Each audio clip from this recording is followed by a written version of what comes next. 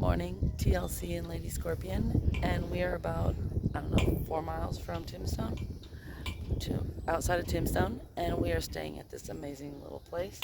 We're getting ready to watch mounted shooting going on behind us. You can see we're here with our camper, and Sammy's getting ready to watch too. We're going to do a shootout. They're going to be shooting balloons out there, and right in the mountains, right outside of Tombstone. So here's hoping we don't get shot, but at least if we do, it'll be in Tombstone. Alright, so we'll talk to you guys later. Alright, bye. Can I be held responsible when the wind calls out my name and I chase it through the reaches of my mind?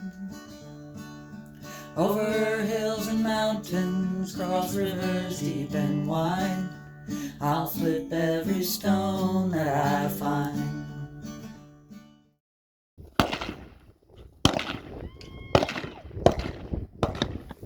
Hey, TLC and LadyScorpion, and we are at who's? Ed Scheffler's monument. He's the guy who discovered Tombstone, and the camp where we're staying, which is the Tombstone Livery. Beautiful place.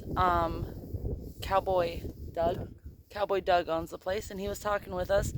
Not only everything else that he did for our stay, we're boondocking, so he also told us the tales of the area, and so we now know that Ed Scheffler, still can't say his name, but I know the story. When he discovered this place, he was prospecting in the area, and he joined up with the cavalry for safety because the Apache were pretty aggressive at this point when we were trying to take all their land for some reason. And so he joined up with the cavalry, and they traveled all over the place, and he stopped here at this monument. Sorry, I'm going to rotate the film. That's a huge monument. All right. And he found on the ground rock with a silver vein through it. And he's like, all right, didn't say a word, dropped the rock and went back with the cavalry. After he finished up, he came back and he found this point. And he knew there was going to be a lot of silver here, and there wasn't. But in this area, he looked over at Goose Flats, which is where Tombstone is. And he was like, well, and he went down that way, met some people and everything, started prospecting out in circles from this area, and he ended up finding his silver mine. He ended up finding the ore. He found it, and he brought it to the assayer's place, and he said, this is the purest stuff. Make sure you get your site claimed. And so he did, and when he was in there, they said, well, what do you want to name it? And all he could... Did I tell the story yet? Oh, when he told his buddies, the cavalry came at one point. And when he saw the cavalry coming, they knew each other from the cavalry days. What are you doing out here, Ed? Well, I'm going to find me my fortune. And he looked him down right in his face and said, the only thing you're going to find out here is your tombstone.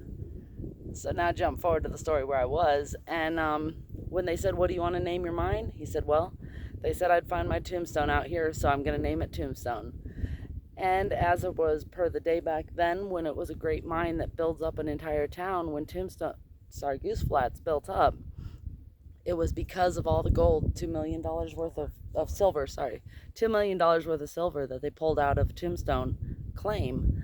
So they ended up naming the town after that claim, and so that's what made this Tombstone. Interesting story. Anyway, hope that wasn't too long. All right, have fun. Talk to you later. Bye.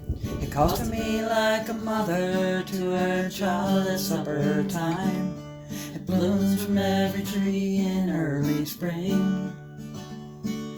Can I be held responsible when the wind calls out my name? I don't write the song that nature sings.